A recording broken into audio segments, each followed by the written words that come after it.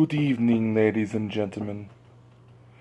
It is I, Dakota Franson, and I am here to talk to you about what is coming up on Specialists of the Strange radio show.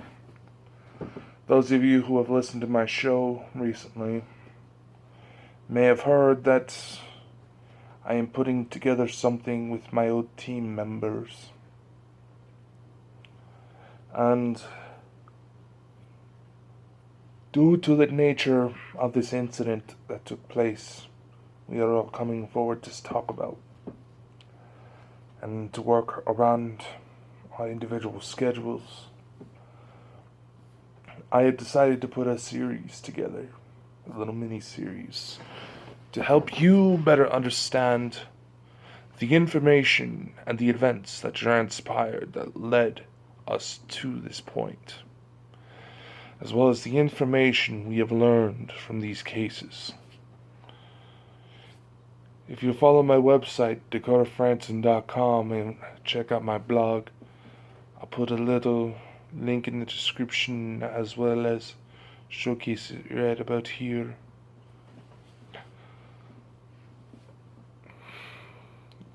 You can see the schedule for yourself, starting with today's, at the time of recording this, today's episode of Categorization of Human Hauntings, where I dig into how paranormal investigators piece together the labels they utilize in order to describe how spirits manifest.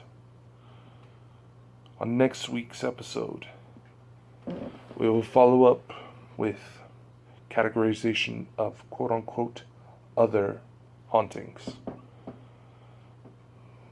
These are extremely rare cases of paranormal events that have been known to be based on spirits from the environment itself, rather than having any human origin of known.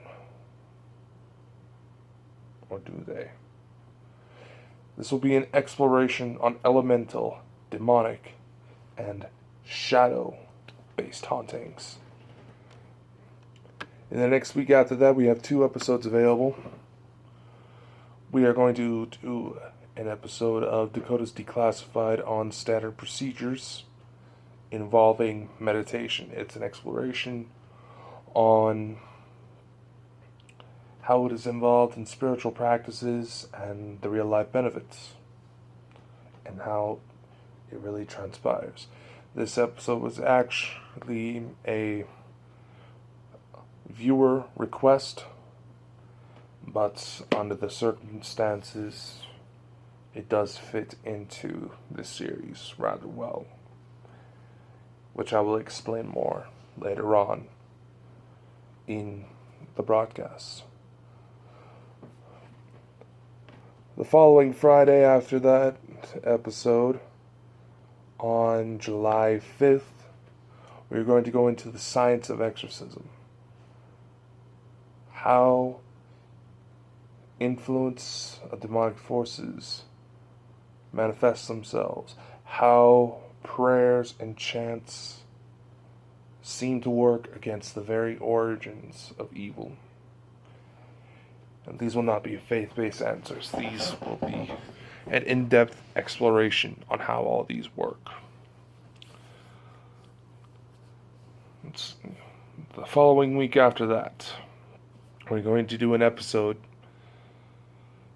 about the origins of my old ghost hunting team, the Paranormal Raider Force. What brought us together, what all of our individual tasks were, and as well as give you guys a chance to be introduced to my old team, or at least the ones that agreed to come aboard for this program. There's one who is extremely hesitant due to how the events unfolded. Quite frankly, I don't blame him. Plus, there was more to his side of the story than he lets on. In the days after that, we have another episode of Dakota's Declassified, where I'm going to tell you guys a bit more about my own personal history in these matters. The official title of the episode is Demons of Dakota's Dynasty. The alliteration makes it sound nice. But this was to explain why I founded the team in the first place, what events transpired in my own life to lead me to wanting to put this together, and as well as divulge some information about other incidents that took place that formed how I operate today. To which we are going to lead into the main event that same week with a special episode of Dakota's Declassified. The official case number for this one is case 116, codenamed Hell on Harrison Street. And the description is as follows. An internal investigation within the Paranormal Radar Force is initiated with one of our members is able to film an invisible force attacking their family. However, as the night rages on, it is revealed that a much darker plan is at play that intends on making sure its presence is known, even if it has to take the lives of everyone involved. The following week is going to be part 2 of that episode. It's going to be dubbed Hell on Harrison Street, The Fallout. The events that transpired after this investigation, how the being we went up against tried again to take us on, how it attacked all of us, and further procedures were required in order to completely eradicate its influence.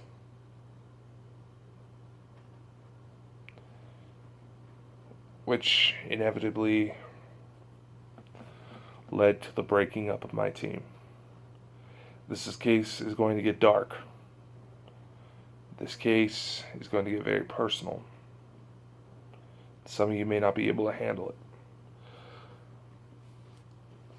The reason why I'm coming forward with this case is because it has been advised by many of our mentors across the board that we all get together one last time and share our story to finally let go and be able to truly move on.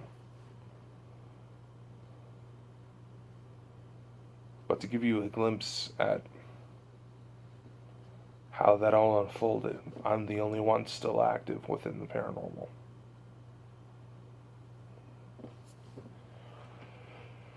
And it's led to a very lonesome, but yet exciting way of life, to put it mildly. I told a lot of people this.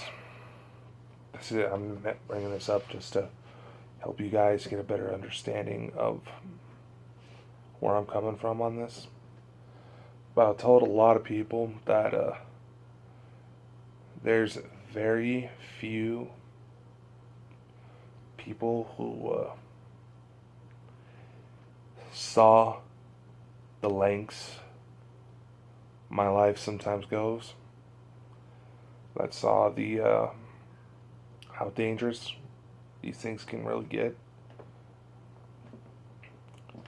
And many of them have expressed concerns that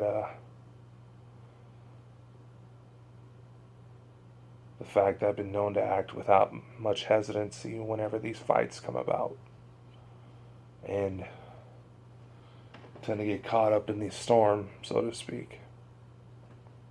Quite a few people have had concerns with that. and I've ended up losing a lot of good people. So far, the only ones that ever really seem to truly stick around in close proximity were blood family members who were there to see it happen. Everyone else either ran or died when they couldn't run fast enough. So, if you're willing to hear this story, because it's been brought to my attention that some people who have heard this story may have been affected by the curse it carries. If you're willing to hear this story, then strap in. Measures will be taken to help protect everyone involved, everyone who listens. But there's only so much that can be done remotely. I will see you all next time. Be sure to stick around, because a lot more is coming. But before I go, I want to announce that any of you who have been interested in some of the merchandise I've put out, my books, my movies, you can head to DakotaFranson.com right now. If you look at the top of the website, you can see that it now has a merchandise button. All you have to do is just go on the website, click on that. It can take you to bags, stuff I've designed, like travel bags, laptop bags, books I've written, movies I've helped make, electronics, and there's also a video game I've also had a hand in helping create. That's still in the development stages, if I remember correctly.